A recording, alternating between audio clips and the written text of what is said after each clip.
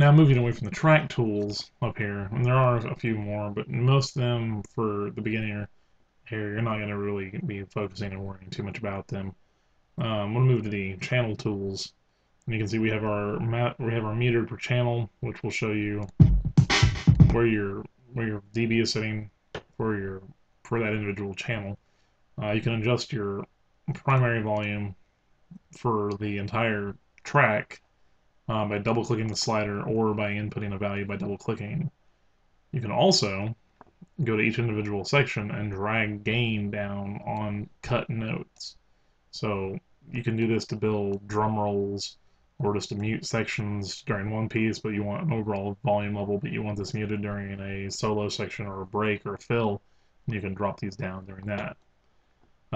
Most common three most people are going to probably be using are going to be track effects, which when loaded, I was on my dual monitor,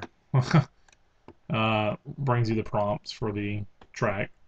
And then when you're here, you will click on this little plus button, and it will take you to your VST folder, hopefully if this is where you have everything routed to. And by clicking on all, it'll show you all the VSTs and effects that you have on your program, which apparently I don't have that many anymore. Actually, I should. Yeah. Track Optimize this is probably your best, where you're going to play with most of your stuff, like just some simple reverb, adding some new EQ. Each channel, once you click on the EQ, let's go ahead and you need to go ahead and click Add. Cannot be run. Okay, whatever. I don't know what that is, so we'll just go back over here and put the express equalization in here. Add. And this one's a non-virtual EQ. Which has to be adjusted with sliders. The other one has little bars. You drag them up and down and set points in it, and I don't know why mine isn't working. If you don't want to use the EQ that you put in, you can always mute it or click the remove button, select the track and hit the remove, and it will remove the effects from it. Next is the solo and cancel buttons, or a mute button, whatever you want to call it. During this section, you hear the drum, and all this other stuff going on. I put a double beat in here. So if we go ahead and mute that, we can see that now it's not overlaying on top of itself. Or if we want to just solo out this weird synth line, it just mutes all the other channels that are not this channel.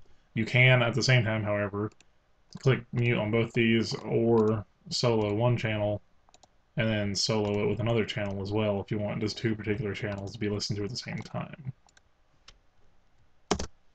Some other slight adjustments we can do basically are doing fades.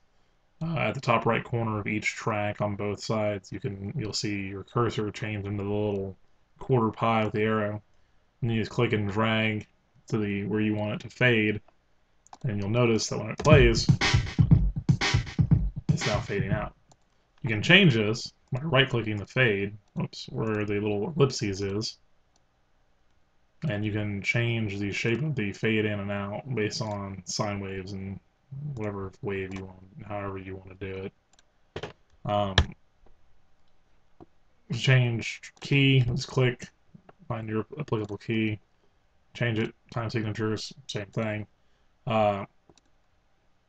Tempo can be changed manually, and we can notice the immediate difference either way, back or forth. Standard settings are 70 is the lowest, 200 is the highest. That can be changed in the preferences setting, but there's really no reason whatsoever that you need to be changing that. You can also double click and change it manually as well, just like with the volume per channel. When done working on a project for the evening or whatever, you can do save or save as, and make sure to save your files and your asset format. Or if you're working with someone doing a remix or a collaboration with someone, you can always choose to do an acid.zip file, which is the best way to do if you're doing projects such as this. But you also want to keep backup copies of all your files, put all those files into like a zip file or folder, and then transport them via FTP or whatever you want to do that with. If you're doing copy all media, it will do that for you as well, but it's easier to take the extra step and do it yourself and not rely on the program. When done with a song, you of course use the publish option if you would like, which is not always advised, but I always use render as. Doing render as will give you a wide variety of formats, and then also allow you to change the coding based on those formats. And that's pretty much all there is about those two little aspects of this. A couple little things more before we go.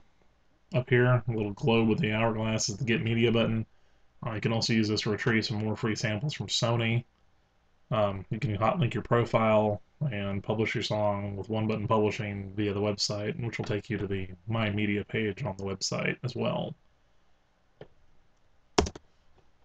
This video by no means is a complete tool for understanding this program by any means whatsoever. It is a very basic, this is where the buttons are, this is how you use them tutorial. More specific inquiries should be addressed probably to the forum on Acid Planet, to the people who are smarter and wiser than me, and have been around as long, if not longer sometimes, than myself.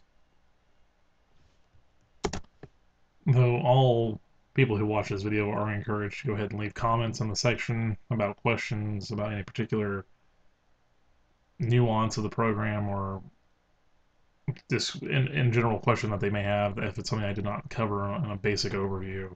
The program itself is easily one of the most powerful audio programs for the PC, of course. Lots of people have lots of different varying tastes between Acid, Cubase, Reason, and everything else that exists, and Pro Tools, and GarageBand, and whatever else is out that I have no clue, because there's new stuff coming out all the time. And VST integration, and MIDI mapping, and all this stuff. A lot of stuff I don't use with Acid, I just use it mainly, personally, for a lot of loop-based stuff. That's why I've got a folder. Got a folder on this computer. See, what am I sitting at right now as far as audio loops are concerned? We'll have to calculate while I'm finishing talking here. About 60 gigs, I think, is where it's sitting right now. And it's very useful for sequencing and doing that. Using it for more specific applications such as live recording, or a little bit more difficult without using external hardware controls. And that is excessively important for you to remember. Okay, I'm at 43 gigs, not 60 anymore. I deleted a bunch of duplicates.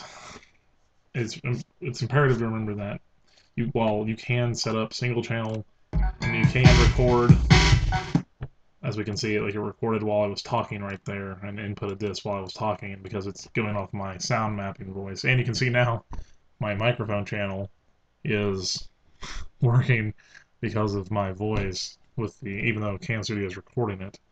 Hopefully, make sure this is still going. Yeah, we're still going. Okay.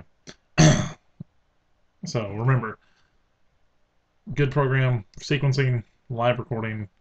You're going to have to get some better information, which always is available in the help section under contents and index. And you can look more into recording if you need to know more about it. But with all that being said, this is Darth Vader Z from AcidPlanet.com signing off of this basic video on learning how to use Acid Pro or Music Studio 8.0. Pro is a little bit different than Music Studio. Very subtle nuances to do with tracking, with track amounts and MIDI options and a couple other just little things that are hidden that most people will never use the program for if you're a basic user. Alright, stay tuned. Maybe I'll do another one where I just record myself working on a track so you can kind of get a feel for how someone that's been doing this for 9 years kind of does it. Alright, that's it.